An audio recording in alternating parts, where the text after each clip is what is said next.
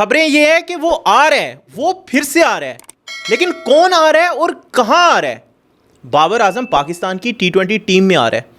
ये मौजू सुबह से सोशल मीडिया पे छिड़ा हुआ है और आप लोगों ने ही छेड़ा हुआ है। और ये बेसिकली खबर आई कहां से है? सिंस फ़खर ज़मान इंजर्ड हुआ है तो तब से ये खबर आना शुरू हो गई है कि भाई माइक हसन ने तो प्रॉमिस किया था हमारे साथ कि बाबर आजम आएगा, जब फ़खर और साइम में से कोई रिप्लेस होगा। तो अब फ़खर रिप्लेस हो रहा है तो बाबर को टीम में लो, मतलब ऐसा फैंस कह रहे हैं। तो अब यह है कि बाबर आजम क्या पाकिस्तान की T20 टीम में आ सकते हैं और डायरेक्टली 11 में आ सकते हैं, नहीं आ सकते? इनकी पॉसिबिलिटीज़ और चांसेस पे हम बात करते हैं इस वीडियो में। तो फ़खर ज़मान के इंजर्ड होने के बाद स्ट्रेट अवे ये क्वेश्चंस आ गए कि बाबर आजम जो है पाकिस्तान की एशिया कप टीम में आ सकते हैं या नहीं आ सकते। तो सिचुएशन कुछ ऐसी है कि पाकिस्तान की T20 टीम के अंदर साइम और फरहान ने फ़खर की मौजूदगी में भी ओपनिंग की है। सो अगर तो सवाल ये है कि ओपनिंग पे जगह खाली हुई है, तो ऐसा नहीं है। ओपनिंग पे जगह अभी तक खाली नहीं हुई क्योंकि जो बैकअप ओपनर फरहान थे उन्होंने बहुत ज़बरदस्त परफॉर्मेंसेस दी हैं और इस टाइम टीम का इंटीग्रल पार्ट बन चुके हैं, इवन 11 का। सो उसके बाद अब यह कि अगर बाबर आजम जो है वो पाकिस्तान के स्क्वाड में आते हैं तो क्या बेंच पे बैठेंगे?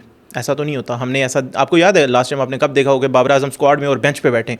और ये मतलब लाइक मकसद भी नहीं है बाबर जैसे प्लेयर को टीम में ला के बेंच पे बिठाने का।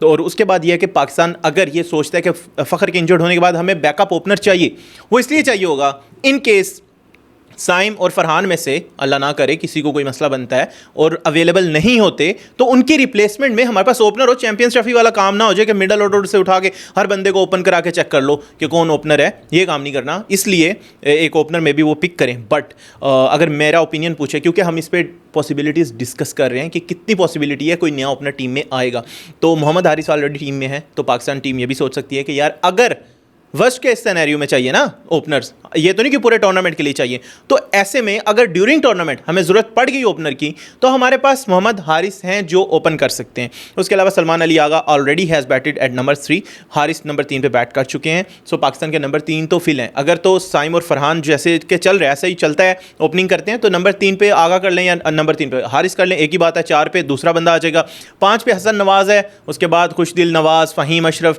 आपको सारी टीम पता है। तो मेन चीज़ ये है ओपनिंग पे अगर स्लॉट पहली बात है खाली नहीं है, और अगर खाली होता है तो मतलब लाइक ज़रूरत पड़ती है, पाकिस्तान चाहता है कि फ़खर ज़मान का बैकअप लाजमी रखना है और ओपनर ही रखना है, तो फिर क्या पाकिस्तान बाबर आजम को पिक करेगा या नहीं करेगा, ये एक बड़ा सवाल है। और अगर करेगा तो फिर 11 कैसे बनेगी? मेरे पर्सनल ओपिनियन में Babar Azam can make it to the Pakistan T20 team any time, but right now जबकि एशिया कप आ रहा है और एशिया कप से पहले अब जस्ट एक ट्राई सीरीज़ है, वो भी अफगानिस्तान और यूएई के साथ है, तो अब बाबर को पाकिस्तान के स्क्वाड में सेलेक्ट नहीं करना चाहिए।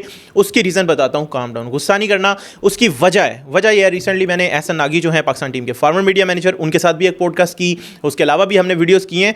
तो एज पाकिस्तान हैज़ डिसाइडेड कि अब हमने बाबर आजम या रिजवान को एक दफ़ा उनके बगैर पाकिस्तान की T20 टीम बनानी है, हमने मॉडर्न डे गेम खेलनी है, और पाकिस्तान ने ये किया भी, बोल्ड स्टेप लिए।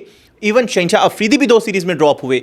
So let Pakistan do this in any case. तो पाकिस्तान को ये करना चाहिए कि अब जैसे पाकिस्तान डिसाइड कर लिया कि हमने ये नए लड़कों के साथ ये टीम बनाई है और इस तरह जाना है, तो जाने दो भाई, और पाकिस्तान को खेलने दो। और बाबर और रिजवान अगर मतलब लाइक जैसे मैंने आपको बताया, ऐसा नागी साथ मैंने जो पॉडकास्ट की थी, उनका भी ये ओपिनियन था कि भाई पाकिस्तान ने, या मतलब पाकिस्तान में जितना ज़्यादा बाबर आजम पे, रिजवान पे क्रिटिसिज्म हुआ है, तो एक दफ़ा अगर सादे अल्फाज में बताऊँ ना, तो मतलब ये है मेरा भी और मैं भी उनका भी होगा, लेकिन मैं अपना मतलब ये बताता हूँ कि दोनों घरों को देख लेने दो कैसे कैसे टीम चल रही है। लाइक एक तो जिन्होंने टीम बनाई है वो अपने एक्सपेरिमेंट पे पूरा उतरे, और उसके बाद बाबर और रिजवान जो हैं वो डायरेक्टली अगर आप उनको एशिया कप जैसे टूर्नामेंट में डालते हो और बायलैटरल्स में नहीं खिलाते, ये तो वही बात होगी ना कि अब जो है कमज़ोर सीरीज़ हैं तो हम आपके बगैर खेल लेंगे, और हम आप ये भी अनाउंस कर दें कि आप ड्रॉप्ड हैं और आपकी अभी जगह नहीं बनती, आपका स्ट्राइक रेट ठीक नहीं है। लेकिन जब तक जो है वो अब टूर्नामेंट आ गया, अब पाकिस्तान को एक प्लेयर की भी बैकअप की जरूरत पड़ी है तो हम बाबर को सेलेक्ट करें। ये नहीं बाबर किसी और टीम का, बाबर भी पाकिस्तान के और बाबर की ही टीम है। But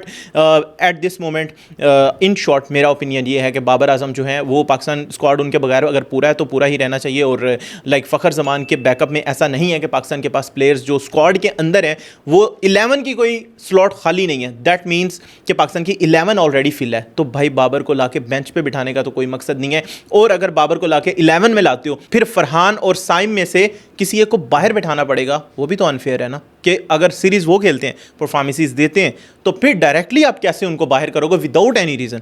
so at this moment अगर कॉम्बिनेशन की बात करें, अगर सेंस की बात करें कि टीम की कैसे बन रही है, पूरी 11 कैसे सेट हो रही है, तो वो ऐसे ही हो रही है जो स्क्वाड अभी वेस्ट इंडीज़ में लास्ट मैच खेला है उन्हीं को खेलना चाहिए। और उसमें एक दो चेंजेस डाउन द ऑर्डर हो सकती हैं, लेकिन टॉप ऑर्डर पाकिस्तान का सेट है। आपके ओपिनियन में क्या बाबर आजम को पाकिस्तान के स्क्वाड में वापस आना चाहिए, और क्या 11 में भी वापस आना चाहिए, और अगर आना चाहिए तो किसकी जगह आना चाहिए प्लेइंग 11 में? Let us know your feedback in the comment section below.